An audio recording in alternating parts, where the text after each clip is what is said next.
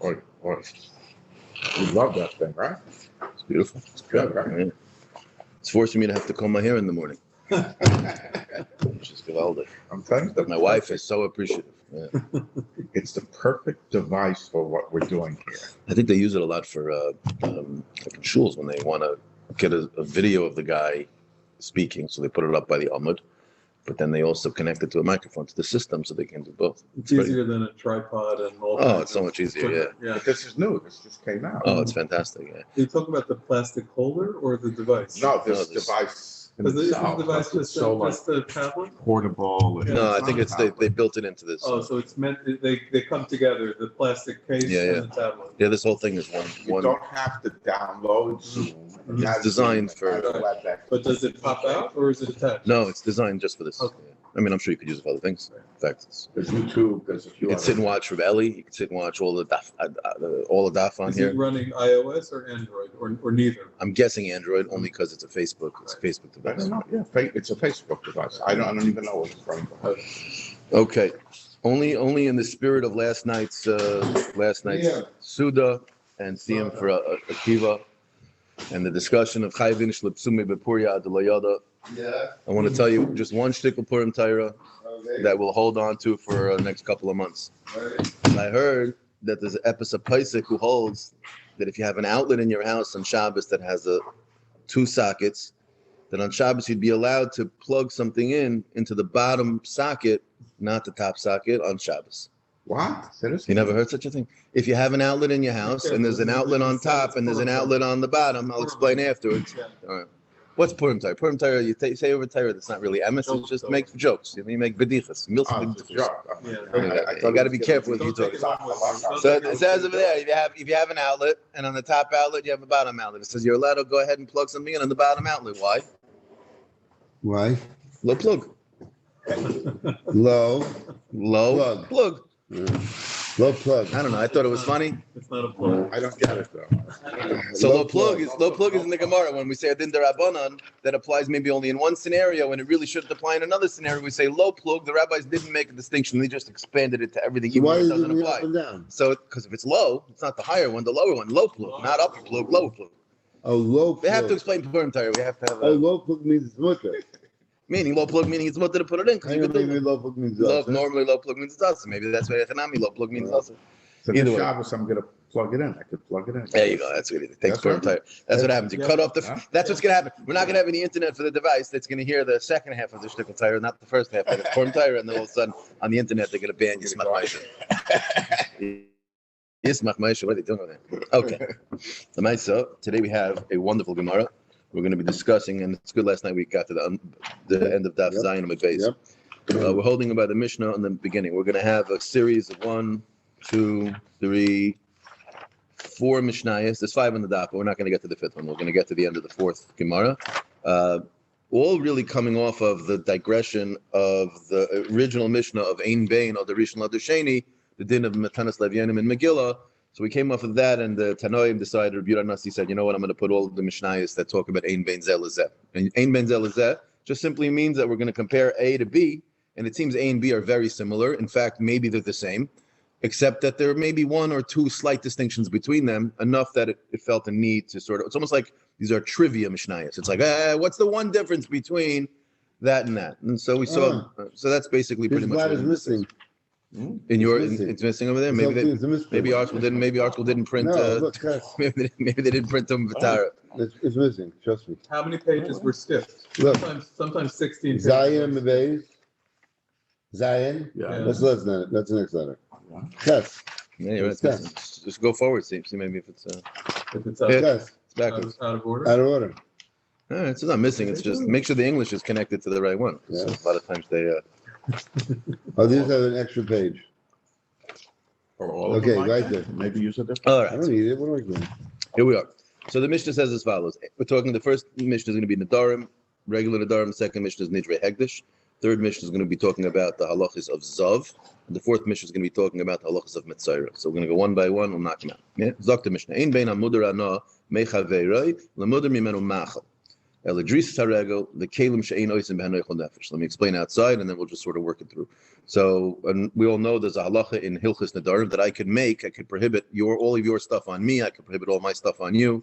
If I want to say I want to be Aser Bahana from anything to do with you, that means any type of Hana is going to be Aser. If I say I want to have an Isser Hana in such a way that I won't be able to have any benefit that will lead to me eating, so specifically through Eichel, then the halacha is, you would think that those two things are two completely separate things. You would think that there are a million distinctions. Anything not to do with food would be fine. So that's actually not true. What it really means is if I say I'm going to make myself Aser Bahana, Aser to have any benefit from you in an ofen of eating, what it means is if there's any financial benefit from what I'm getting from you, which I could then sell or benefit from by not having to spend money on, that money could be used to buy a meal. And that's also a benefit that ultimately indirectly leads to food, and that would also be Aser. So that brings these two ideas much closer. Because really, effectively, the only distinction between one and the other is what I'm benefiting from you something that you could charge me for. If it's something that is really sort of like understood that people sort of don't charge, but it is considered a benefit, that'll be the exact type of thing that will be the distinction between these two cases. So again, if I say that I'm a mudur hana, so a person who is a mudur hana mechaverai, I basically can't have any benefit from you. Whereas if I'm a mudur mimenu machel, that means I'm not allowed to benefit from you in a financial way. And what is a financial meaning? A pruta. If it's less than a pruta already, it's going to be already not a problem. So okay, so what's the nafkamina between these two cases? It would only be, like I said, a scenario where the benefit I'm receiving is a benefit that doesn't have a financial value, but is definitely something that has a value.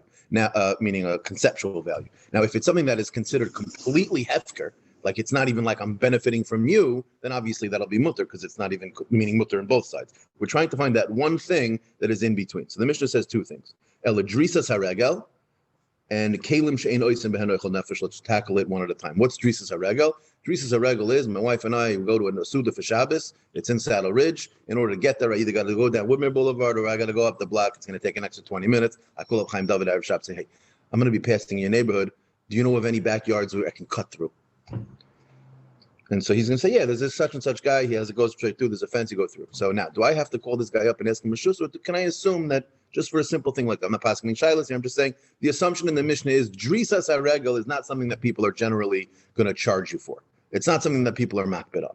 Now, is it that they're not makbid at all, that they think it's hefker, you could just live on their property? Of course not. It's their property. If you want to rent out the space, then obviously that would be a value. But if it's just like I'm passing through his property to get to my property, or I need to get somewhere, that's going to be called something that doesn't have a financial benefit. I wouldn't pay to have that right. There's no toll that he would charge me. And so therefore, that's something that if I'm a mudur hano mechaverai, I can't do that. That's his property. I'm benefiting from utilizing his property. That's a mudur hano. I can't have that. I'm not allowed to have any benefit from someone if I make that all-encompassing type of neder. Whereas if the neder I'm making is specifically something that leads to a financial benefit, well, there's no financial benefit here. I wouldn't have to pay to go through anyways. Therefore, this would be mutter in that scenario. That's the first nafkamina. The second nafkamina is a little bit more direct, which is, what about borrowing a kli? So we'll use two types of dishes, a soap dish or a vase or something like that, something that's not food related, right? Because again, if the nature of the second neder is that I'm asking myself to benefit in a food way, a food manner from you, then that means that if the thing I'm borrowing or the thing I'm taking or the thing you're giving me will lead to me having a suda, a dish of some type of food, then avada it's going to be usher, even like that type of neder. But if it's a type of dish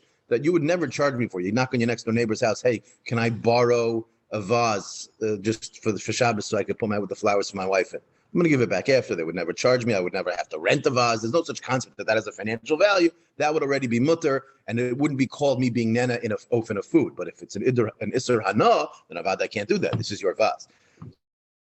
So those are the two cases in the Mishnah. Let's just read it inside again so that it'll make sense. But beforehand, it looks like I could tell the question. Yeah. My wife can't figure it out. Yeah. So anyway, is this meant to be a full list? You could come up with others. No, you can go through each one of these Mishnayos, and in fact, in the next couple of Mishnayos, we're going to point out that there are significant differences. You differences. could easily pull, like, let's say his singing. You're enjoying his singing. Yeah. Or other things. Not only in this Mishnah, we'll see in the Mishnayos later on that not only can you find others. The Sfas Emes asks on one of the later Mishnayos over here where it says Ein bein zel lezeh this, and he says that is literally the. He says, in fact, not only is that not the only one, he says you can only find one thing that they share in common, meaning the opposite. So you have to know that really this Ein Bain So is. Ein Bain is a pitgam more than a halachic. Yes. formulation. Clearly it is. Because even other Rishon, other Sheni, there's other distinctions. I mean, right. it's clearly that way. This is, I would say this falls more into the category of, I mean, it's a little bit of a dochak and a little bit of a cop-out when you say the answer, but sometimes there are things brought in Gemaras or Mishnayos that are more about remembering the halachos than they are about, is there and a they connection? say ton of the Shiur, and then they say my Shiur, the Shiur, so exactly if there are a right. few, it's okay. Right. Okay, so Lemaisa, and I don't even know if you would say a ton of a Shiur on something like this, where there's a specific lashon of Ein Bein Zel Zet, which came up a little bit earlier in Tainus. But okay, so let's read the Mishnah inside now. Ein Bein Hamud Rano Mechaver Lemudar Mimeno Machol Eladrisas HaRegel, like we explained. Ve'Kelim She'ein Oisim Behen Oichel Nefesh. The Gemara is going to talk about both. Interestingly, it goes backwards. It starts with the second one and then goes to the first. But either way, Hal Inyan Kelim She'oisim Behen Oichel Nefesh Zev Zesham. The Gemara makes an obvious diak that if it's a kli like I don't know, like a pot or a pan. Scale. This is Eichel. Yeah, then that's going to be a problem because it's obvious because it's going to lead to food. Very nice. Drisas HaRegel, passing through someone's yard. Halay kap the inchi. The Gemara is bothered. There's machlokes for how to read this. We're going to read it simple. Halay kap the inchi means this shouldn't even be usher if you're usher bahana. Nobody cares. Because really no one cares. This is mamish like the equivalent of like someone's sidewalk. Like, is someone really going to charge me? Technically speaking, let me ask you a question. If I trip on your sidewalk, you're chayav to pay me to cover my damage. But can you charge me to pass on your sidewalk? No, that's not called. So that's what the understanding over here is. It's like a drisas haregel. That shouldn't even be usher as an isra hana. Gemara says no. Amarava, how many Rebbe Elazar? Who's our Mishnah? The Shita Rebbe Elazar. What does Rebbe Elazar hold? The Amar Vitor usher b'mudar hana. The classic example of Vitor would be, I think of the pizza pies over here. What does he do? You go in. You buy a slice of pizza, and he throws you a couple of what do you call them, the zeppelis. He doesn't charge you for the zepp. Now, if you wanted to buy zeppelis, he charge you, but he just throws them in. Is he doing it because he likes you more than he likes the next guy? No, this is what he does. This is what he gives. He gives out the zeppelis. So let me ask you a question: is that called you benefiting financially? I mean, theoretically speaking, you could turn around and I guess sell the zeppelis. But so Zak there, what Rebbe Eliezer's shita is that vitor, that is called a hana. Right, so therefore, even if it's something that's sort of like a mabakach, Rebbe Eliezer holds that that's also called a hana. Masha'en Kain, other Tanoim would not agree with that, and therefore this Mishnah would be going a little bit to his shita that would say that drisas haregel would be a problem. But ein hanami, like those that are cholik on Rebbe Eliezer's shita, you're right, and ein hanami would be mutter for me to pass through on a sidewalk, and it wouldn't be a A problem. modern example of Vitor, we all plug our phone in. Perfect example. Yeah, that would be a good example, I think. Very good example. Plugging up, yeah, 100%. Yeah. Not here though. I think that the shul, the way the rabbi set it up was this is not just a base knesses. This is l'tzorech harabim. Anything you need, you come, you need to use the water. Like no, right. Any mitzvah. 100%. Rabbi, make sure no one plugs anything in my charger over there. That's my charger. I also have a charger. I got one. Okay. I will get two. No. No, I'm joking. Just so you know, this video is going out to the entire world. So all of our side conversation is going to be publicized for the whole world to hear. Kenai Nahara, yeah? That's why I sit on the other side. Yeah, it's okay. I have the reverse camera, so I can catch you anytime. Okay, next mission. Ein Bein, so we went from Nidarim and Nidrei Isser, we're going to go to Nidrei Hegdish now. Ein Bein Nidarim and Nidavais. So Nidarim and Nidavais, very simple. Actually, there's no reason to explain. The Gemara is going to explain. Ein Bein Nidarim and Nidavais, Ela Shahanidarim Chayiv B'Achriyuson, Unidavais Einoi Chayiv B'Achriyuson. There's two types of, what do you call it? Committing to give a carbon, a donation. Thank you very much to the Beis Hamikdash. There's a neder and a nedava. The Gemara is going to explain the difference, but the Mishnah basically says the difference. The difference is if you give a neder, if I make a neder donation, the halacha is that if I lose the animal gets shot in the head, doesn't make a difference. I got to find another animal to replace it. Whereas in a nedava, did I say that right? Yeah, and a nedava is harezu, and so therefore it's only this animal. But if that animal dies or gets lost, then the halacha is I don't have to replace it. Now they ask over here that typically the lashon again, ein bein zu lezu, is typically that these two things are exactly the same in all of these things, except they have this one distinction. If I were to ask you what is the difference between a neder and a dava, you would say, well, by definition, a neder is when it's chayiv b'achrayis, and a nedava is when it's not chayiv b'achrayis. Let's say I told you that they were both chayiv b'achrayis. Would there be a nedava? There's no such thing as a nedava that's chayiv b'achrayis. By definition, if it's chayiv b'achrayis, it's a neder. By definition, if it's not chayiv b'achrayis, it's a nedava. So it's a little bit funny to say that, ein bein zu lezu, Ella. What do you mean, Ella? That's the entire definition. That's literally the dictionary definition, but okay, fine. I think it's just another raya. You see that the Seder HaMishnayos here are just trying to teach these halachas in a way that you'll remember them. So what does the Gemara say? Hala inyan bal ta'acher zev zeh shav. The Gemara says there is one inyan that would keep them the same. Meaning what? Zev zeh shav and inyan bal ta'acher. We learned this in the Masechta Rosh Hashanah. We were talking about bal ta'acher, that the halacha is like 5 different shittas tanoim, 3 times. Is it the gimel regalim? Is it 2 regalim? Is it 1 regal? Is it just tukis? All different shittas exactly. Does it need to be in order? Can it be any 3? So we saw over there, whatever your shita is, whichever local rabbi you go like, there's a shita about ta'acher that it has to go through the gimel regalim in some capacity. Do we say the same thing is true for both a neder and a dava? It's mashma the Gemara from this Mishnah that the din would be that they're both applicable. Tanan Hasam, the Mishnah says, Ezo neder. What's a neder? That's when someone says, this animal I am committing and it's my commitment. It's upon me, a lie. Versus what? I'm saying this animal is an oila. So it's a distinction between to not use such yeshivish language because this is the lashon ha-gemara. One's an iser gavra and one is an iser chefza. An iser gavra is when it's on the man. Gavra means lashon gever, a man. And an iser chefza, it's the chayfetz, it's the object. So when it's an obligation upon me as a human being to bring, then that obligation lives in me. So if this animal happens to die, then I got to find another animal to fulfill my own personal obligation. Whereas if we're talking about an obligation that I create in the animal, well, that animal is walking around with it's the obligation. If that animal walks off and I can't find it, well, the obligation's gone when he left. Yeah, and therefore I wouldn't have to replace it. Ma bein nadarim le'nadarim, was like I just explained. Nadarim mesa yayinig nevayavdu, if it dies, if it's stolen or if it's lost, chayav b'achrus, and I got to find another animal to replace it. Nadavais mesa yayinig nevayavdu, ain't a chayav b'achrus, and the other way around. Now minani mili. Now where do we learn out that there's such a distinction between a neder and a nadava? Meaning to say, the pasuk that talks about chayav achrayis is specifically stated in the Torah by neder, not by nadava, right? So how do you know to extend that the halacha should apply in all scenarios? Basically, we understand from that pasuk that when you're only going to have niratza, which is the ritzoi hakarbon, was when it's the chaper alav, meaning when is there a requirement to have ritzoi, meaning a requirement to always bring the korban no matter what. Dafka when it's alav, not when it's not alav. What does alav mean? Only that animal that is upon you, not upon it, is it chayav b'achrayis. But if it's just the animal, you wouldn't be chayav b'achrayis. Now, which is the drasha that explains the chiluk between neder and adava, or whether you're chayav b'achrayis. The Gemara says, 1 second.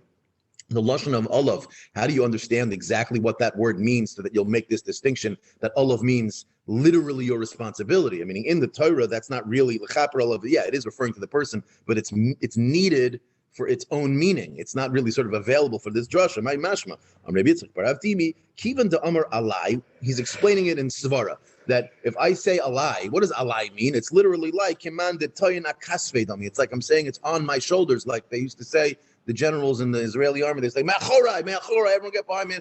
They're taking it on their shoulder. They're saying, "Follow me." Meaning, so if I'm saying to this animal, or I'm saying to Hashem that this animal is just a way that I'm being mekayim alai, my own chiyuv, then if I don't have this animal, I have to find another animal to replace it. Whereas if it's an adult and I don't use that lashon, that won't be the case. Why do we need a riot for something that follows from the language of what he said? Yeah, that's a good question. That's why I was trying to. Yeah. My understanding was that it's almost as if we need a drasha to explain the distinction. Meaning, really, for me, you would have thought Allah means even on a dava. You're still saying maybe because Allah could mean both. I mean, Allah could be understood on the animal also. But he said harezu, meaning this very word. You're talking about in the language that I use in the neder. But it could be the halacha would be that again, although there is an entire Masechta Nedarim that does discuss what lashonos you're supposed to use and not supposed to use, who says that distinction matters? Meaning, if the understanding is that I'm making a donation to the Bedek Habayis, so then whether that donation comes through me, I decide I want this animal, not some other animal. He says it's in the dava, but he doesn't say harezu. How do we know it's in the dava unless he said harezu? So that's sort of what I was asking before on the Mishnah itself between a neder and a dava. Meaning the entire distinction between a neder and a dava is that it is chayav b'achrayis. I would ask you the other way around. Let's say a dava had a chayav b'achrayis, and then I asked you, please tell me what is in a dava. You'd be stuck. Right, you wouldn't have a way to explain. And I think that's sort of built into the understanding of what the Gemara is bothered by, or at least addressing, which is that there really is no distinction. The whole entire difference is this question. So Manani Mili, if there is even such a distinction, if we're going to darshan the olav to mean that when you say alai, then there is a okay. Akiva, I think you're on. If you're on unmute, maybe mute your thing because it's pulling off the screen. Either way, okay. Sorry. No, it's all good. I love hearing your voice. Okay, here we go. Who's that? Alex, Akiva. Yeah. Yeah, Baruch Hashem, Shana. Okay, next Mishnah. Short Hakdama. Okay, here, actually, I made a couple of sheets. Very, very simple, just to be able to follow the Gemara to the end of the Ummah today. Thank you. The first one is just a very basic distinction between the three different stages of a Zav. And then the next little section there is the Gemara to the end. It's just a full quote of the Psukim, how we're going to understand the drashas that tell us the halacha of the Mishnah. So just outside. So what is a Zav? I mean, it's a complicated area of halacha, but we're going to really simplify it, yeah? So the halacha is when a man has a discharge, a seminal discharge, right? Shichva Zera, right? That is called a Tumas Balkari.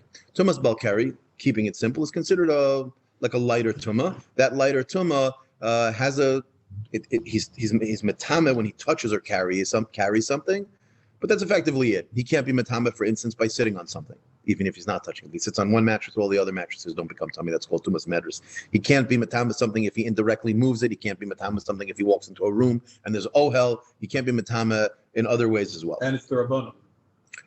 And it is midrabanan that there's a tumah. Is that true? I think so. Okay, it could be. Yeah, I could be wrong. I claim not to know. I'm not sure. Okay, so if that's the case, then certainly so. But in terms of just understanding the nature of that tumah, it's a lighter tumah. So what's a zav? A zav is, and there's a machlokes Rishonim exactly what the physical reality is. I think it's that you can't learn Torah. Was it added on? That could be. Yeah, it didn't sound okay. Yeah. So. Although, again, I'm not going to say one way or the other, either way on that. Yeah. Okay. So, Lamaisa, when we get to the Mishnayos, after we finish Shas Gemara, we come back to the Mishnayos, the Goyim. We get bracha soon. Yeah, but then we're going to jump over all the other. Oh, you're going to start with the Mishnayos. Yeah, in Economic. But by the time we get to Taharis, I mean, we're going to already have finished all the Shas almost. He'll have finished Shas already. Okay. So now Lamaisa. So what's a Zav? What's the Mitzias of a Zav? So here also, I'm not 100% exactly on the physical mitzias. I think we discussed this a little bit last night. We're going to work with, I think, the understanding of the Rambam. That's one opinion. I think it's a little easier to understand that if we keep it in the Olam Hazera, in which case then really what it is the Rambam basically says it's talking about Zera. It's just a difference between whether it happens Bekishui or if it does not happen Bekishui. If it happens through right, if it's an illness that's making it happen versus if it's something that's a normal process. Yes, exactly, right. Gonorrhea, right? Gonorrhea is one of the opinions I think that at least I've heard. I can't confirm that that's, is that what they say there? Yeah. Oh, okay. If our school says it, then about the times. Okay, so Lamaisa, like this. So let's say someone has such a discharge one time.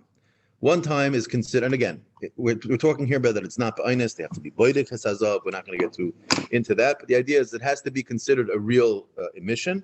That first emission makes him like a Balkari. He has the same dinam of a Balkari, meaning he has a halacha that he has to, goes to the mikvah by bayam and he's tahor. That's the first time. Now he doesn't have to count zayin nikiyim. He doesn't have to do anything fancy. He can't be matame a fancy tumah. It's a simple tumah of touching and moving something. Fine. What happens if he sees a second discharge? That second discharge has to happen either twice in one day or on consecutive days. If it happens on consecutive days or twice in one day, he becomes a zav. Now, what does that mean? It means that he's what's referred to as a zav that has shtei re'iyos. Now, all of a sudden, he jumps up to a higher level of tumah, where not only is he matame by touching and moving, he's also matame by tumas medras, which again, the classic example would be if he sits on a couch. If he sits on a couch, not only is the cushion he's sitting on tameh, but the cushion that's under it is tameh.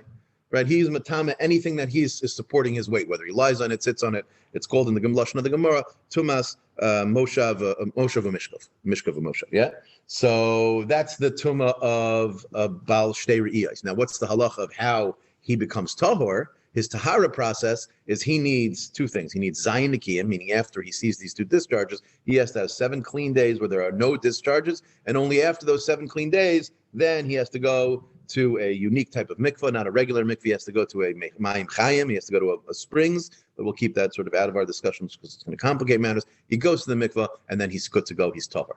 Now, what happens if instead of seeing 2 times, he sees 3 times? If he sees 3 times in one day or 3 times in one time each day for 3 consecutive days, now that's the chiddush of our Mishnah. The chiddush of our Mishnah, or the din of our Mishnah, is teaching us, well, what is it special about that 3rd time? The difference between the first one, there's 2 times versus 3 times, is the din of our Mishnah. The only difference between a 2 time and a 3 time is that he has a chiyuv to bring karbanis. What's the carbon he needs to bring? I believe it's 2 oifis, one's a chatas and one's an oila, but we'll just keep it carbon. We're going to call it carbon. So therefore, just a very quick review. One time, you're like a balkari. 2 times, you have to count zayin nikiyim, but there's no carbon. 3 times, not only do you have to count zayin nikiyim, you need to bring a carbon, and 2 and 3 times both have a din that they're not only matame by touching, but they're even matame by sitting on something. Okay, now we have the Mishnah. After I said what I just said, the Mishnah is going to sound like obvious, yeah? What does the Mishnah say? Ein bein zav haroya shtei riyis, leroya shalosh, ela carbon. The only distinction between a zav that sees 2 times versus a zav that sees 3 times is the carbon that he has to bring. Very simple Mishnah, yeah? Now, Zati Gemara, I'm not going to say it outside, not what the Gemara says, but just a little overview, so as we go through it, it'll make sense. The Gemara is going to basically ask, where do we know this from, ultimately, right? And when we say, where do we know the din from, that there's a distinction between 2 and 3, as it relates to carbon, we're going to bring one drasha from Rabbi Simai, which is Pesukim 1 and 2 over here, yeah? And then we're going to bring a second drasha from Mizova, which is number 3, right? And the Gemara is then going to say that I need both of those 2 opinions, because otherwise I would not have learned, as the Gemara classically does. The Gemara is going to then say, well, based on that, you should be able to make another drasha in pasuk number 4, and then the Gemara will be done. Okay, so let's go through it inside. So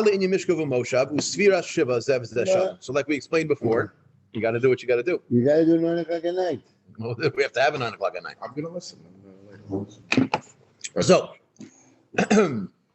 So it says the Gemara from the Mishnah, it's mashma, the only distinction between seeing twice and seeing 3 times is whether you need to bring a carbon or not. So the Gemara is medayik correctly. The fact that both of them are metamet, what's referred to as tumas medris, usefiras shiva, and the counting of zayin nikiyim would apply to both. Zev shavan. So if ask the Gemara, menahani mili, that the only distinction between the 2 things is just carbon. So Gemara says the Tanur Rabbanan have a brisa. Rabbi Simai Omer, and here it's good to look at the sheets to see the psukim, unless you're looking in the English art scroll, in which case I'm sure it quotes the psukim. So what does it say? Omer, mono hakos of shtayim. The Torah refers to the zav twice. The karutame. Take a look at pasuk 1. What does it say? Dabra b'nei Yisrael v'amartem aleim ish ki zav once, mibsaro zoivoi twice, tamehu. So he says it mentions zav twice, and then it says tameh, and yet then it says sholosh v'karu tameh. Look at the next pasuk. V'zois tia tumasai bizoivoi rar b'sarai es zoivoi twice.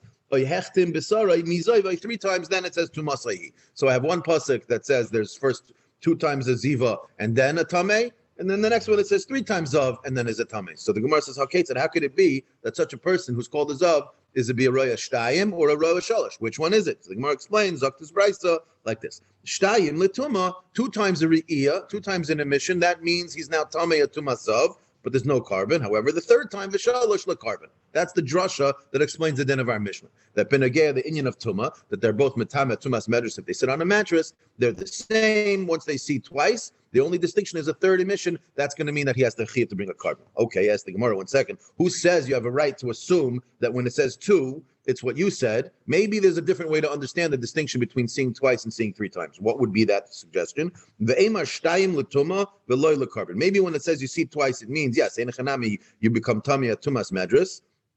Veloy carbon, like you said, there's no carbon. However, shalosh carbon below the tuma. Who says that the 3 times is only adding a carbon? Maybe it's taking away some level of tuma. The Gemara doesn't mean to say that he's told her completely. It just simply means maybe he should have a tuma like a balkari. Maybe it drops down to like he only saw once. The Gemara says there's nothing in the Pesukim to tell you one way or the other. So who says to assume what you're saying? The Gemara is a little bit strange. Havamina. Either way, Zati Gemara. Amris actually rosh sholish rosh daim. Are you telling me that once I saw it twice, I'll now have a higher level of tuma? That somehow seeing a 3rd time reduces my tuma down to a lower level? That makes no sense. Therefore, Avada will say it means tuma with 2 and a carbon with 3. The Gemara says, okay, maybe a different mahalach. Ve'emish daim the carbon. Let's go the other way. Maybe say the 2nd time you see it, it's 2 emissions. Now you have to bring a carbon, even though you don't have a din of tumas medrus, veloy l'tuma, right? And shalosh af l'tuma, and the 3rd time is adding tuma. Meaning, who says the carbon is the more chamerdika thing to learn? Maybe the tuma is the more chamerdika thing to learn, and you only have to bring a carbon after the 2nd time. But tuma, to have a tumas medrus, this high level of a zav tuma, maybe that only happens with a 3rd riyah.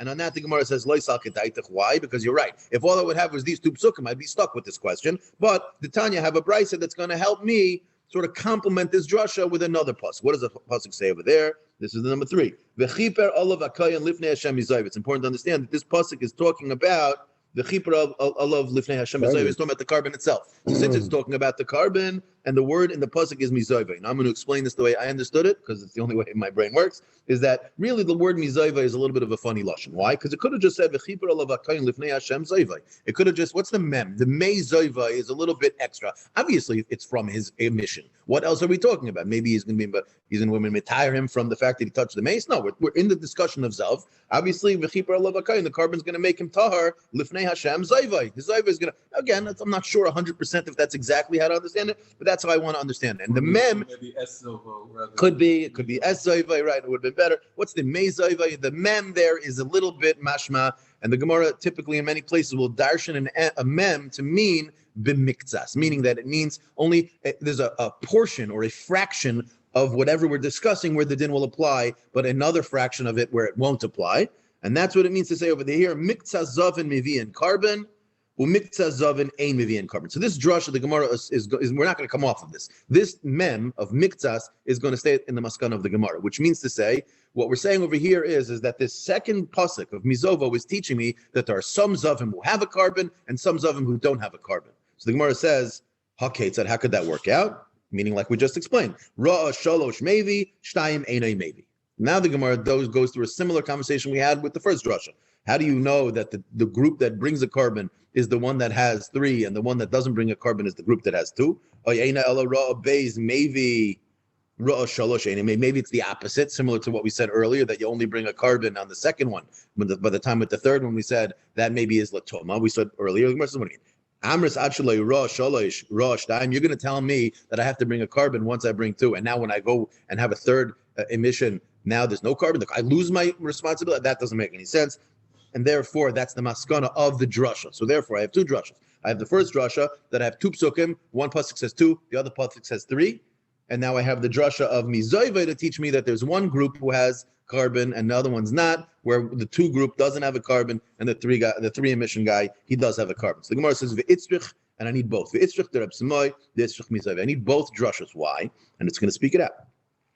The if all I would have is the first drasha, meaning where there's 2 psukim, one says 2, one says 3, havyaminiki cushion, I might think, like we said earlier, that maybe 2 just means you bring a carbon, but there's no tumas medris, and 3 means you have tumas medris along with the carbon. Therefore, if all I would have would be that, I'd be stuck maybe saying that halacha that way. Kamashmalan mizayva to teach me that since that's said by carbon, you see that the only distinction between group 1 and group 2 is that there's a carbon in one and there's not a carbon in the other. But the tumah, they're the same. Then the Gemara says, and if all I would have is mizayva, that should be enough. The Gemara says, v'i mizayva lo yadana kameriyos. You're right. I would have everything I need to know in terms of understanding the nature of their distinction, that one group only has a tumah and the other one has a carbon. But I wouldn't know how many re'iyos makes you tameh versus how many re'iyos makes you tameh with a carbon. Maybe it's 3 and 4, maybe it's 4 and 5. Who knows? Therefore, Kamash Malan Rabbi Simoy, where the psukim are very specific, that one pasuk says 2 zavim, the other pasuk says 3 zavim. So therefore, I needed both dinim. Let's take a breath for a moment. Yeah. So that basically means we just spent about 15 lines of the Gemara explaining how do I know the makar, the 2 re'iyos, no carbon, but yeah, there's tuman, yeah, there's zayin nikim. How do I know that 3 re'iyos is with a carbon? Basically, I learned it out from a combination of psukim, either to the Reb Simai, who had 2 and 3 in the pasuk by Zav, to teach me that over there the halacha is going to be that you only have a carbon in when you have 3, and I need the pasuk Mizayvi to teach me that it's specifically going where it's only carbon that's distinction, but between the both of them, it ends up being that I have a drasha for carbon, and tumah is going to be the same whether you see 2 times or 3 times. Good. Now the Gemara is bothered. 1 second. Once you're telling me that you have this drasha Mizayvi, we assumed when you said it, we accepted that it as a potential as a normal drasha. The Gemara is bothered. 1 second. That Mizayvi is not necessarily always something we darshan. Maybe that mem is just to be understood the way we read the pasuk. So the Gemara says, "V'hashada amris Mizayvi l'drasha." Now you're telling me that Mizayvi can be used. Well, I got Mizayvi in another part of the pasuk there. What's that talking about? It's going by the pasuk of Zayin Nikim. That's number 4 on the list. V'chiyitar hazav Mizayvi v'safar le'shivas yamim l'tarasai, and then he goes to the mikveh and he becomes tar. So what does it say over here? It sees, you see that when he stops having his emissions, Mizayvi v'safar he counts Zayin Nikim, right? And we said earlier, we took it on as a davar pasha when the Mishnah was medayik from the Gemara was medayik our Mishnah, that the din of a 2-timer and a 3-timer is only distinction is that there's carbon, but in terms of Zayin Nikiyim and in terms of Tumas Medrash, they were the same. The Gemara is now saying, V'chi yitoyer azav mizovo, if you're telling me Zovo is a drasha, how do I darshan that pasuk? So the Gemara says, my darash debate. The Gemara says, no problem. What's the problem? Mix is not excluding the first day. Say again? the mizava is excluding a person who had one But riyah. we have it twice. We have Mizovo twice, so we need a new drasha for the second one. 3 and 4. Four is telling you that a person who has one riyah does not count Shivas Yamim. Why would you say that? Because mizava means not mitzvah. You're suggesting that should be the drasha. Yeah. Why would we assume that it's 1 and 2 and not 2 and 3? What? Why would you assume it's 1 and 2 and not 2 and 3? Because one is the least mitoma, therefore you wouldn't have Shivan again. Well, I would have gone the other way. I would have said I only see that a zav is you can call a zav when he has 2. You're not called the And Zav. you're not called the zav when you only have 1. You're just the guy who hasn't had his. Again, although it's Okay. not an awful Okay. havamina though. But either way, so the Gemara is really more bothered by the fact that if mizovo is actually a word to make a drasha, then what is the drasha that we can make on this word mizova? You can't just leave it alone. Meaning memonashach. Either you're going to darshan the mem or you're not going to darshan the mem. What is the drasha over here? So the Gemara says, what do you mean? I have my first drashas and brises. My darashte behahu mi boy look at the Tanya. I need that mizova in the pasuk by Zayin Nikim to he. I'm just going to say it out loud outside. To he gufa teach me that the Zayin Nikim by both 2 and 3. That's how the Gemara is going to understand it. Now, where does he understand it from the brises? So first we have to go through a couple of other parts of the pasuk. The chiyitar hazav, the beginning of the pasuk, is like shiyisak mizova. Means that when he stops having any emission, the halacha is that even though this is the chiddush over here, the chiddush is that he counts zayin nikiyim, and that zayin nikiyim he can count even though he hasn't gone to the mikveh yet. Meaning normally the way it would work would be that you can go to the mikveh, and then but you would still need zayin nikiyim. The chiddush is that you can go to the mikveh earlier. Right, that's the chiddush. The chiddush is you don't have to count zayin nikiyim and only then go to the mikveh. The chiddush is that you can even go to the mikveh, let's say on day 6 or day 7, and as long as you don't see anything by the end of year 7, you're good to go. You don't have to then do a final mikveh run. You could do the mikveh even earlier. That's the chiddush of the first part of the pasuk. Mizovo, what's the chiddush there? What's below?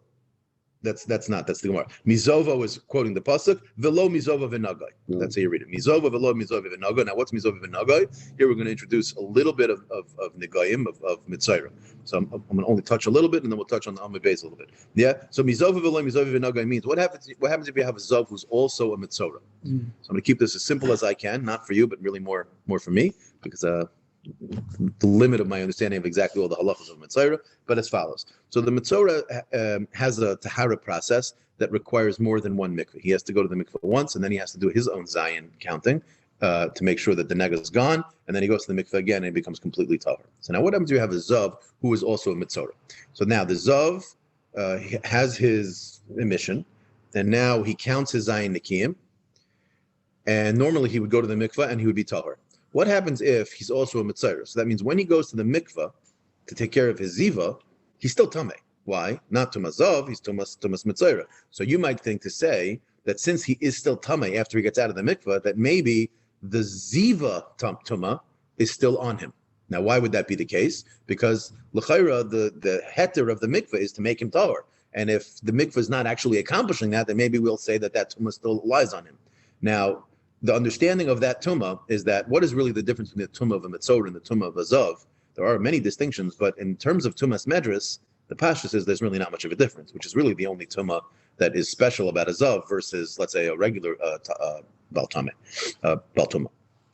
So the distinction the Rishonim speak out is that a tumas medras of a zav is metameh, that the thing it touches becomes an av hatumah, versus the tumas medras of a mitzora, where when it is metama tumas medras, it becomes a rishon l'tumah. What's the nafkamina between an avatuma and a rishon l'tumah? Whether it can be metama adam v'kelim versus only oichel v'mashka, whatever it is, right? So there's really a slight nafkamina, but the chiddush is that when you go to the mikvah the first time for the mitzayra, that mikvah works to take the level of tumah of the zav off. Now you might think it shouldn't. Why? Because you're still tameh. And therefore, maybe the zayin nikim you count that really shouldn't matter for anything, and you should have to do the whole process again afterwards. Kamash Milan, this drush in the pasuk tell you not like that. Now that has nothing to do with the Gemara we're discussing. Our Gemara is really for the third drasha, but Lamaisa, that's what it's discussing. There's a Mishnah in Baruch Zav Shara Keri about Nidish about the Shabbat. One of the hardest parts of learning Mishnayos of Taharas isn't learning the specific halachas as they relate to one type of tumah. That's actually pretty straightforward. It's when they start talking about what if you have a mitzora who is also a nazir. Then you have to start right? That's where things get complicated and that's where, by the way, there's opportunity for very geschmack alumnus and understanding how the things work. Once you understand all of the pirtei pratim, it actually becomes really no different than learning Baba Kama, because you're just, you're really being able to be Isaac in these types of inyan. But when it's just the straight halachas, those are pretty So straightforward. conceptually, can the mikvah take off a part of the tumah when there's some left, or does a mikvah just not work that way? Right. It's not a good analogy, but it's the whole concept of mitayvul b'sharetz biyadai, meaning it's almost as if you're left with a tumah after you come out of the mikvah, what did the mikvah really do already? Right. Okay. So that's the second part of the drush, and then it says in the pasuk, if you look, the chiyatar azav mizovo v'safar. So what's mizovo v'safar? It seems like mizovo is playing double duty over here. It's like mizovo on its own is a drasha, and mizovo v'safar. There's another drush, and this is the How drush. is that in the words the lo mizava v'naga? So You just gave me up. And I mean, in the words itself, I would say mizoivai, his ziva, and not anything else. What's v'naga? That's referring to Mitzayra. Meaning Mizavai, v'lo mizavai Why v'naga? is there an extra word in the pasuk mizovo? It's mizovo, but not mizovo v'nigo. Right. It's only when it's a zav by itself, but not a zav with a negative. But we're coming out that it does work. no, v'loi mizav v'nigoy, that he'll be completely tahor, but he will be tahor a little bit. Yeah. Right. Yeah. In Echanami, v'chi yitayr azav mizovo v'lo mizovo v'nigoy. Meaning that if he's a zav and he is in the mitzora, he doesn't become completely tahor. He still has some tumah, but it does remove it a little bit. It doesn't remove it removes the zav. It removes the zav. Yeah, I mean, it does remove the zav because practically speaking, the only difference between the zav and the mitzora is gone. But I understand your point. Your point is it's mashma that it's v'chi yitar azav mizovo. I would wish it was said. No, we might have thought that he has to Not wait. the lie. The lie I would say that. You can't do this tefillah at all. Right. The chiddush is that the zayin akim doesn't help. Meaning the chiddush is that the zayin akim does help. Yeah. Right. V'chi yitar azav mizovo. The gam, I would. Yeah, I hear it. The gam is over there. Would have been a little bit better, but okay, that's the way Rashi. You see the word begam? Begam makes much more sense. Would make more sense, yeah. Begam is over there. He's saying he doesn't have to wait until he could be mitar both his zav. He doesn't have to wait shiva nakim so that he could be mitar completely. Okay, that's it. What? Yeah, what he's saying is below mizova v'nigoy, meaning, and therefore the zayin akim don't work until later when you could knock out both the mitzora and the zav. Meaning you could do it partially. That's what the mei zovo is. It's a portion of the zav, right? Meaning if it says mizovo, we understand from there velo mizovo v'nigo, meaning what would mizovo v'nigo mean? It would mean the zayin nikim that you're doing now are worthless. You need to wait to do zayin nikim until after the tahara process completely. Right. Since we're allowing it, but that's what mizovo v'nigo would have meant. And what we're darshaning is, no, mizovo you can do, even if it's not mizovo v'nigo, meaning you could do it partially. Meaning you can use the zayin nikim to take care of your zav, and then you could do the tahara process for your mitzvah later. We don't force you to have to do it mizovo v'nigo in one shot. That's the drasha. Yeah. Okay, very good. That was helpful. So that's why you got to learn b'chavrusa. Chavrusa misusa, yeah? V'chiyatar azav l'kshivsak mizayve is v'lo mizayve v'nigay. Yesterday's daf tov mashnaim. Yes. Yeah. So, yeah, I mean, it wasn't exactly b'chavrusa, but yeah, same concept. Mizova v'safar, what does that mean? Limit, and this is really the whole point of the drasha here, right? What was the Gemara saying? What are you dashing from mizayve for that you can learn it to mean partially this way and partially that way? Limit alzav bal shtei re'iyos sheta'un sefira shiva. Here is the chiddush that is teaching us actually the halacha that we learned above. The diak of the Mishnah was that a bal re'iyos shtayim and a bal re'iyos shalosh, he's the same. They're all the same. The only difference is carbon, meaning zayin nikim they both have. Well, 1 second. And where do you know that from? We didn't ask. But the Gemara is now in the attempt to explain how mizovo could be darshan in another place. We just found out that also we have a makar for the fact that a bal shtei re'iyos also has a din zayin nikim, and that's the lashon of mizove, meaning what? Mizove miktzas zav, meaning the shtei re'iyos and the miktzas one, which is the gimel re'iyos, are both going to have a din of zayin nikim. Now, an intelligent person might say, 1 second, how come in one place mizovo meant it only applies to the third guy and not to the one who sees two, and here it's mashma that mizovo implies it's inclusive? The Gemara is going to ask on my base. Okay, but before we get to the Gemara says, what do we need a pasuk to teach me that a bal shtei re'iyos is going to have a din zayin nikim? V'haloi dinu. Now, normally din means kal v'chomer. There's really no kal v'chomer here. It just simply means, does it not make sense that the halacha should be that he has a Chiyav Zayin Nikiyim. Why? Because if a person has a Tumas Medras, he should have a Chiyav Zayin Nikiyim. Why? Because that's what you generally find when someone has a Tumas Medras, that he has a din of Zayin Nikiyim. The Gemara says, 1 second, a Shemeres Yom Keneged Yom Techiach. What's a Shemeres Yom Keneged Yom? Also, we're going to keep it simple. So we've been speaking until now the pathway of a man, which is he goes from 1 Riyah to 2 Riyahs to 3 Riyahs. The first Riyah is like a Balkari. Second Riyah, he's now a Zav, but like a lighter Zav. And then the third Riyah, now he has to bring a carbon. Well, the women have a similar thing. The only distinction is that a woman is not talking about an emission the way a man has an emission. For a woman, it's talking about Dam. Keeping it, again, ultra simple. The first 18 days of a woman's sort of menstrual cycle are broken min HaTorah down into 2 parts. Part 1 is referred to as Yemei Nida. Those are 7 days that if she sees Dam during that time, when she's supposed to see blood, the halach is she becomes Tameh as a Nida. This is lowercase n Nida, because when we refer to a Nida nowadays, we actually mean a Zava, right? But in those times, basically the way it works, no Shiva Nikiyim. She could see blood once, 100 times, 1,000 times, doesn't matter how many times she sees. At the end of 7 days, she goes to the mikveh and she's tahor. That's the halach. Now, what happens if she sees blood in day 8 to day 18? 11. That's called a zava. Now, the rule is as follows. If she sees blood during any of that times, if she sees the blood once or she sees blood twice, similar to a Rova Shtayim, the halacha is that she's a Zava Katana and she's referred to as a Shemeres Yom Keneged Yom. Meaning she sees blood one day, she has to watch the next day. What if she sees blood 2 days? She's got to watch the next day. Meaning if she sees blood the third day, now she goes from being a Zava Katana to a Zava Gedola. Now, what's the difference between a Zava Katana and a Zava Gedola? Very important. Shiva Nikiyim. If she's only a Zava Katana, she doesn't have to, her Tahara process does not require Shiva Nikiyim. If she sees 3 times, now her Tahara process does require Shiva Nikiyim. The other point is that although a Zava Katana does not have Zayin Nikiyim, and this is the point of our Gemara, she is Matama Tumas Medras. If a Zava Katana sits on a mattress, she's Matama the whole couch.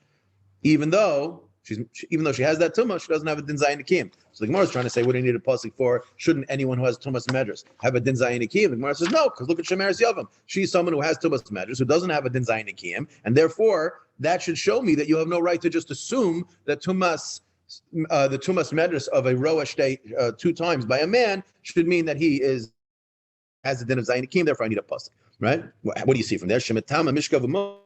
So therefore, so too, don't be so surprised that you would need a pasuk to teach it to me by a man. Maybe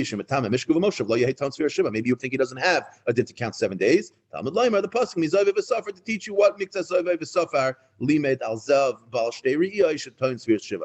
So I find it so funny. Sometimes the Gemara will say 2 words, and I have to go and figure out exactly how those 2 words say an idea. And then sometimes the Gemara will go and explain it, sometimes almost too much, where it's almost like I felt like I was reading 6 lines of Gemara to say an idea that was accomplished in one idea. But okay, obviously that shows you that we're not really understanding the depth of the Gemara. What's that? You like when they do that because it keeps the halting cheshbon in your head a little bit easier. But either way, okay. So what has come out? This is going to be a good segue to the next line of the Gemara. I sort of mentioned it earlier. So basically, what we're saying is, I'm just going to summarize the last part of the Gemara. What did it say? That Mizovo can be capable of making a drasha. The first Mizovo taught us that you have a carbon when you see 3 times. When you see 2 times, you don't have a carbon. And then we said Mizovo is teaching me that not only is there Zayin Nikiyim by a 3-timer, but even by a 2-timer. So the obvious question is, as I mentioned earlier, as well, why is in one scenario we're including the 2-timer, and why in one scenario are we excluding the 2-timers? The Gemara says, that question. Why, when we were talking about Zayin Nikiyim, did Mizovo tell me that the fractional zav, the 2-timer, why was that he has a din of zayin nikiyas as well? Which when it was talking about carbon, it didn't apply.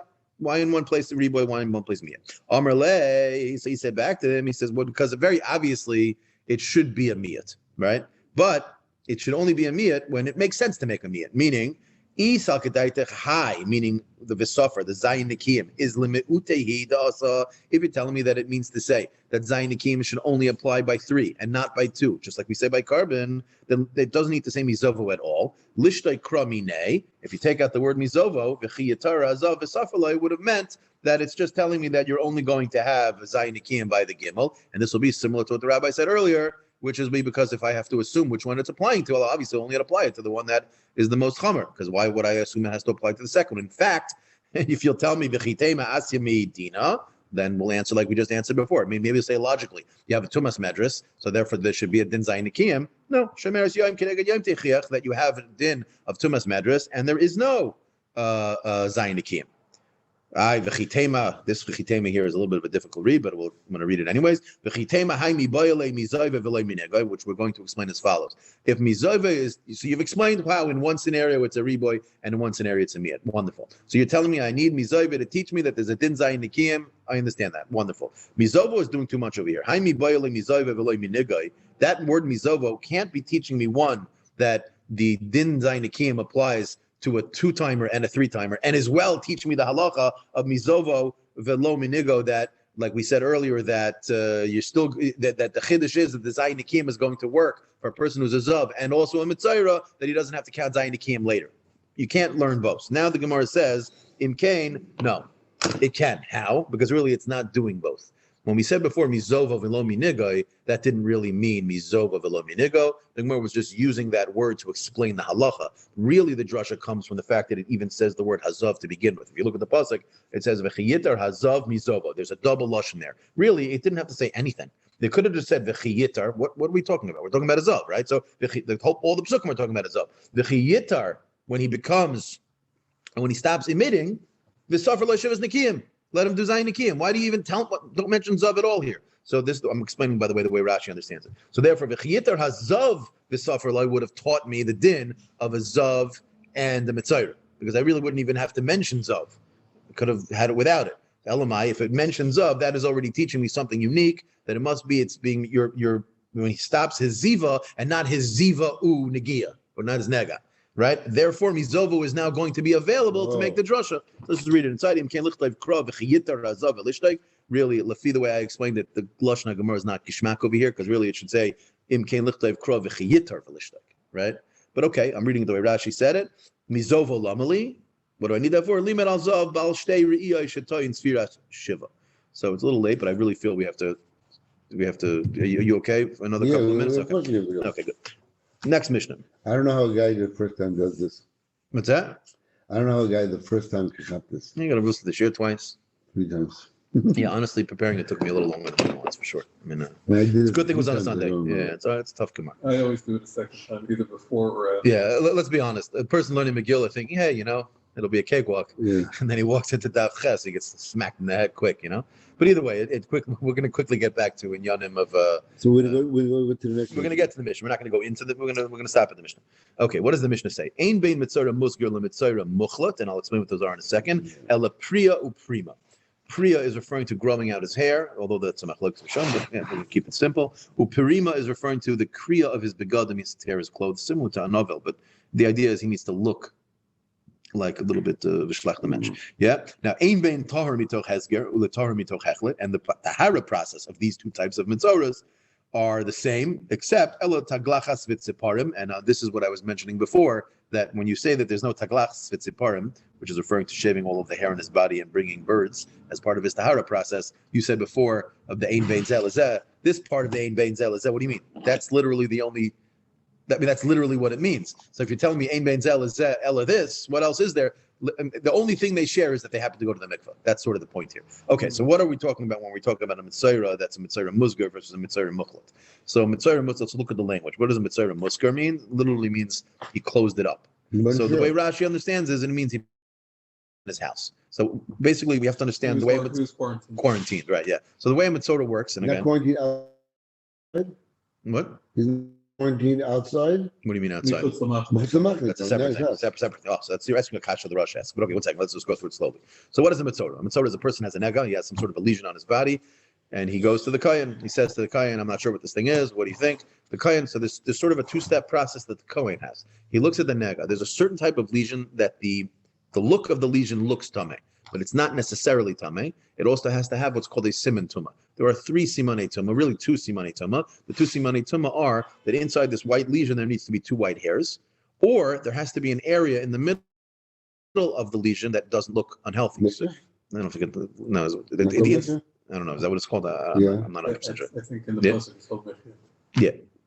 Not pasa, I forget all the different lashonos of here. But anyway, so inside the lesion, there's an area that's not white. That would be another siman tumah. So if you come to the kohen and you have like a mamish, like mahudr nega. It's going to have a white lesion, and inside it's either going to be good skin or you're going to have 2 white hairs popping out. He's going to say you are a mitzvah muchlet from the lashon of hechlet for sure. Like there's a certainty to it. In fact, there's lashonos in the Mishnayos that refer to a mitzvah muchlet as a vaday mitzvah and a mitzvah musgar as a suffix. Although that's not 100% the case, but that seems to be an idea that is touched on in the Mishnayos, that there's an element of doubt whether you're actually going to even be a mitzvah.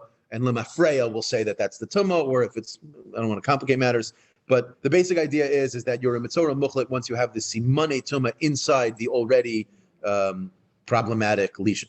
What happens if you have a problematic lesion, however, it doesn't have the simane tumah? So then the halacha is you wait 7 days and the kohen checks you again.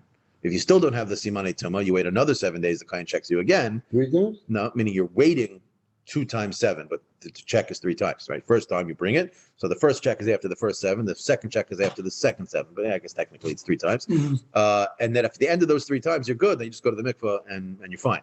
Now, what happens if at any point during that checking time, you see 2 white hairs or you see the middle of the lesion healing, but the rest of the lesion not healing? Those are considered simone tumah, and you would now become a full-fledged mitzvah called a mitzvah muchlet. There is one other siman, and this is the shita of the Rush, not the shita of the Rush. There is one other siman, which is what happens if the lesion grows. That's actually where he understands the word muskar comes from. That's the pasuk. Right. So if it grows, the Rush understands that's why it's called a mitzvah muskar. I mean, it doesn't mean you're closing him in the house. It means you draw around the lesion. By drawing around the lesion, it's a way of indicating exactly how large it was when he went in for the 7 days. So when he shows up 7 days later, you look at the lesion. Did it expand past the paint, or did it shrink, or did it stay the same? And you'll know if it's expanded. That's called a siman tumah. Most people say a muskar in the house. Muskar doesn't mean outside the house. No, meaning that the Rush basically asks. There's no difference between a muskar and a muchlet as it pertains to the halacha of shiluach. Shiluach is referring to what you're talking about, going outside the machne, which nowadays basically means outside Yerushalayim. That's the equivalent nowadays of what it was when we traveled with the Mishkan, that it was literally outside machne, right? So halacha would apply to a muskar and to a muchlat, which is why the Rush is bothered. Rashi says, the way I explained it earlier, that muskar just simply means you put him in a house for 7 days. What's the benefit of that? There's literally no halacha that you're helping. He has to be outside Machne Yisrael, which nowadays is outside Yerushalayim. So who cares if he's walking around the street or if he's walking inside a house? It really shouldn't matter. So that's a discussion that the Achronim, go back and forth with, trying to understand exactly what muskar really means. Halachically, I don't think they argue. Maybe it's avoid being the tame other people. Oh, so there's a practical matter. There's a practical matter, which is, well, we haven't discussed it yet, but the tumah of mitzorah is really one of the starkest forms of tumah. Not only does it have masa, maga, medris, it has maybe according to certain Rishonim, it has heset, which is the tumah, the classic example. It's like shaking or like leaning, or even like sitting on a seesaw. It's over there. I move it here, but it moves over there. It's like completely indirect, like grama almost. That is also a problem. But it even has tumas oil. There's an element of tumas mitzorah that it's metame be'oel, which is very interesting, because really you usually think of oel as a mace. But there's Chazal, the Tumah Mitzorah is like a mesa. So you have, there's inyanim of Tumah of a Mitzorah that are very stark. It has one element of Tumah that's lighter than a Zav, which I said before, is that although it's Matama,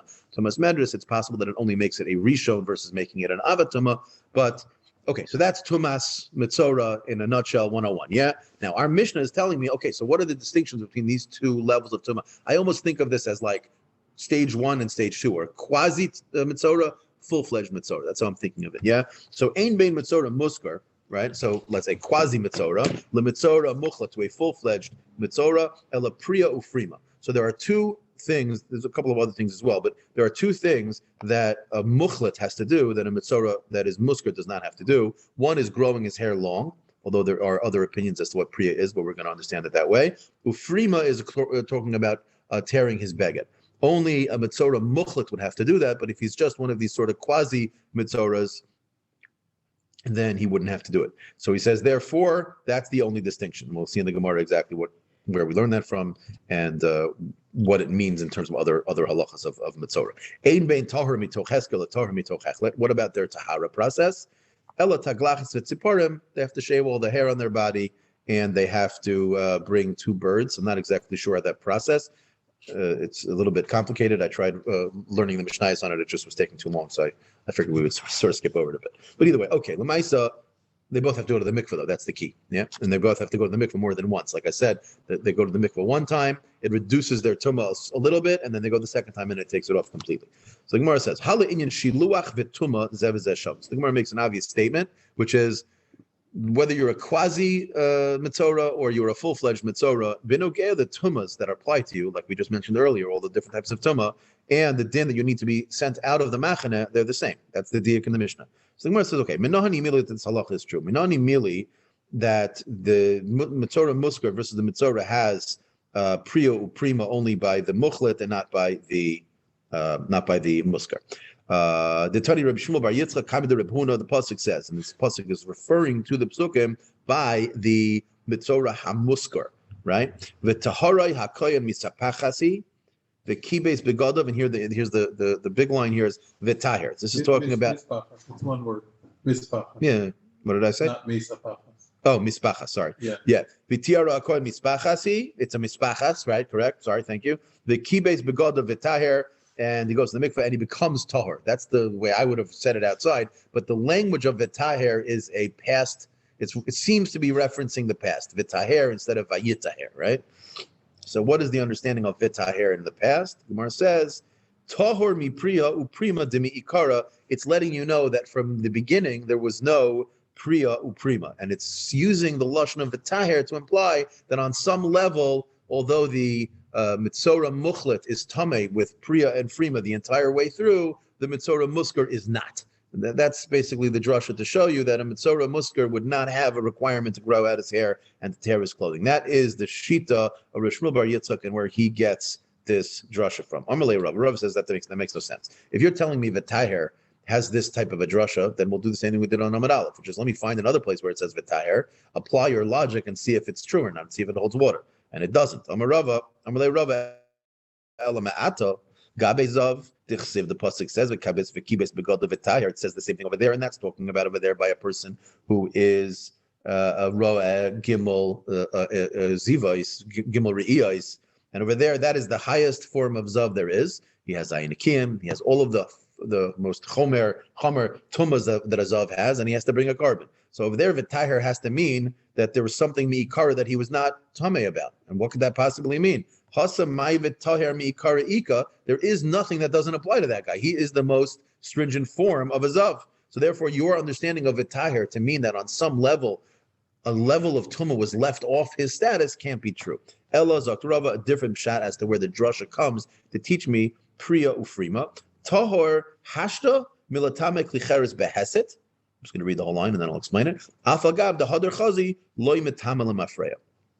What is this referring to? So like this. So a zav, right? Sorry, not a zav. A mitzora, he has a din that if let's say a mitzora has a nega, then he goes let's say he's a musker.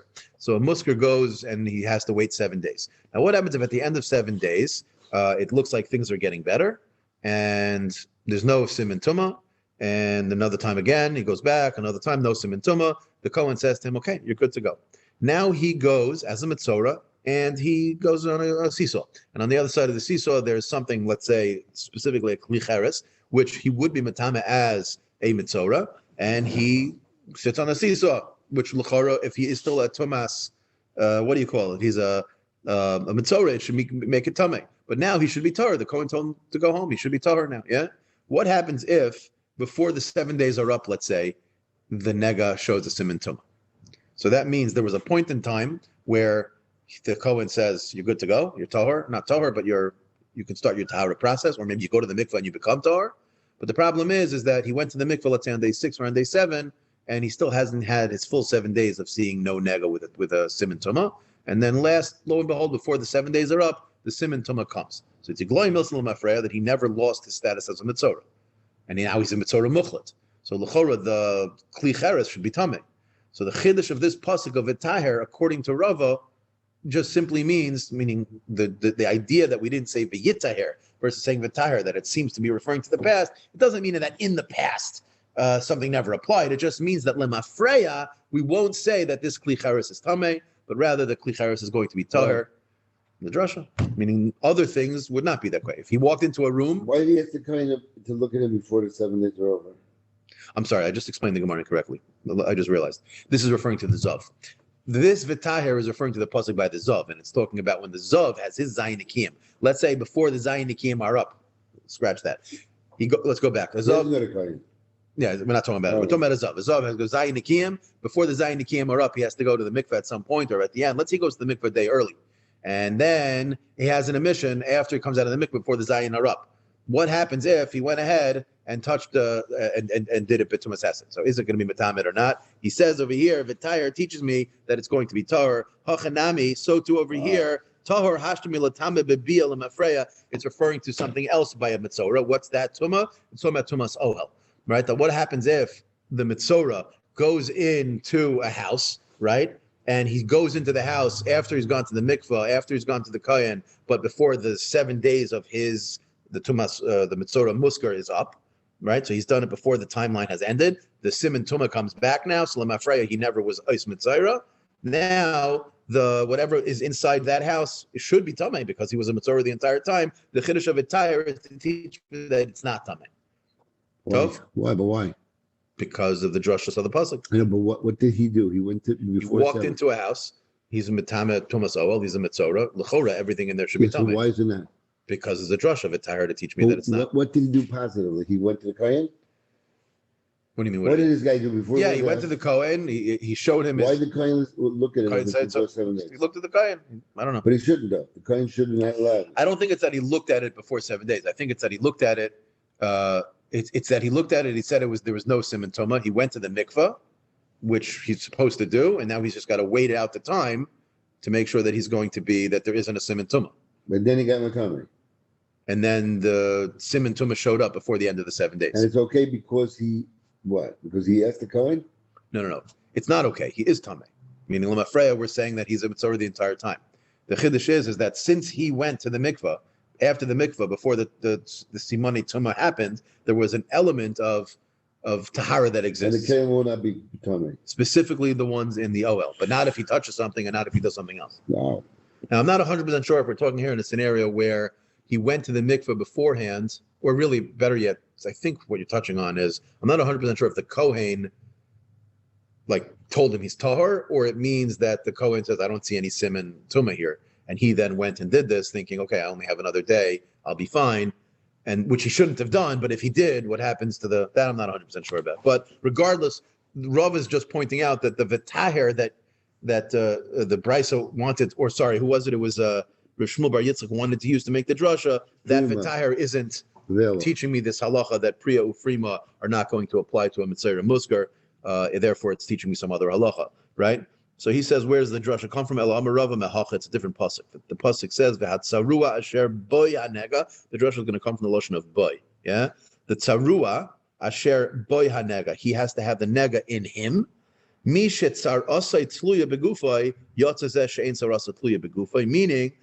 the difference between a mitzorah muskar versus a mitzorah muchlat, amongst other things, is that the only thing the mitzorah muskar really is waiting on is time, because he hasn't been made becheskas mitzorah. He is becheskas eina mitzorah. It's just we have to be choshesh that maybe he's going to have a siman tumah show up. Whereas a mitzorah muchlat, he's becheskas mitzorah completely. Therefore, he needs to change his status. His body has to change. So we're darshaning the pasuk to mean asher boy hanega, that it's in his body. That's the only one that has the din of priya ufrima, and that pasuk of atzarua asher boy hanega contextually is referring to the dinim of priya ufrima. Therefore, you see that it only applies to someone who's a mitzorah muchlat, not to a mitzorah muskar. Right? So he says over there, Misha tzarasa tluya begufa, yatzazeh she'ein tzarasa tluya begufa, ella b'yamim. All he needs is days, meaning he just has to count, and he's good to go. That's Rav's opinion as to where the drasha is. We're going to come out in the end of the day. Ask the Gemara, Amar le Abaye ela me'ata kol yemei asher hanega boy, which is referring to the dinim of shiluach, sending him outside the machna. Kol yemei asher hanega boy yitma. So this lashon of boy should also be dashed in the same way. Meaning, say the same thing. Mi shetzarasit tluya begufay hu ton shiluach, hu she'ein tzarasit tluya begufay ein ton shiluach. So maybe we only send outside the machna the mitzayra muchlat and not the mitzayra muskar. According to you, Rava, should that not be the case? And v'chitema hachanami. And if you'll tell me, yeah, okay, fine, maybe say that. V'hakatani ein bein mitzayra muskal mitzayra muchlat ela priya ufrima. Our Mishnah says not like that. Our Mishnah says only priya ufrima. Hal in yeshiluach l'tmuya bebia. Zev zeshav. You see that benegei all other tumas benegei shiluach. The halach is going to be the same. So how can you tell me that a Mitzvah Muskar is going to have the same din as a Mitzvah Muchlat if your drasha boy told you that that's how you learned that Priya Ufrima applies to a Mitzvah Muchlat and not to a Mitzvah Musgar? The same should be true B'negeh Shiluach, that you shouldn't send out the Mitzvah Muskar outside the Machna. He says, Ein Chanam, you're right. Amr Lei, it says you may. The pasuk says you may. It could have said you may. Why did it say Kol Yemei? Kol Yemei is a drasha. Kol Yemei l'Rabbis Mitzvah Muskar Lishluach. Meaning what? What we're saying is, you're right. Boy is a good drasha, and boy would have said Shiluach does not apply to a Mitzvah Musgar. But then I have a separate part of the pasuk that tells me something else, which allows me to reintroduce it back. That a Mitzvah HaMusgar is going to have a din of Shiluach to teach me that it will apply to both Mitzvah Musgar and to a Mitzvah Muchlat. Tov. So what in the Maskana is the Makar for Priya Ufrima? Boy. What's the reason why the din of Shiluach applies to both? Because I have the Kol, and the Mela, the din of the Mishnah, at least the first half of the Mishnah, is Musbar. Okay, the next line here, Ihachi, I think the Bach takes out, so we'll just start from Taglachas. Taglachas is just referring to the second half of the Mishnah. What does it say in the Mishnah? It says Taglachas Tziparim is the only thing that there's a distinction between the Tahara process of a Mitzvah Muchlat versus a Mitzvah Muskar. Taglachas Tziparim, which is referring to shaving his hair on his body and bringing the birds. My time alone. Why is it that those things don't apply to a Mitzvah Muskar? Where it says, "Diktani ein bein Torah mitoich." Oh, sorry, this is just the Brisa proving that it's true. Diktani ein bein Torah mitoich Hesker, the Torah mitoich Hechlet ela taglachas tzipparim. Where is that from? Amar Abaye, Amar Kra, the pasuk says, "Vayotza hakohen michutz lamachne v'hinei nirpa nega hatzaras." It's a very similar drasha. You see that the kohen goes outside the machne, v'hinei, and you see nirpa nega hatzaras. The nega became healed. Nirpa, it became, there's a refu over here. So what do you say? Misha tzarasei tluya berefuos. You see that din only applies to someone who has the nega requiring a refuah, which is only the one who is a mitzvah muchlat, because he has simani tuma, yotzazeh, which is not referring to a mitzvah muskar, she'ein tzarasa tluya berefuos ela b'yamim, and therefore you see that taglachas tzipparim, which is what that pasuk is talking about, doesn't apply to him. And that is the end of Tumah V'Tara, at least for this day. It's unbelievable. Hashem wants us to learn the whole Torah, right? But sometimes it's harder than others. And honestly, like, there's nothing to say. There's not a single vart I could tell you. I mean, the Rush, maybe, the Russian Rashi earlier in Zav. I don't know. I don't think the sukkah is harder. It's just we're not familiar. Not familiar with the ideas. Yes, sukkah is very geschmack. You know, you open a sukkah, build a sukkah. The logical structure of this sukkah is not harder than any sukkah.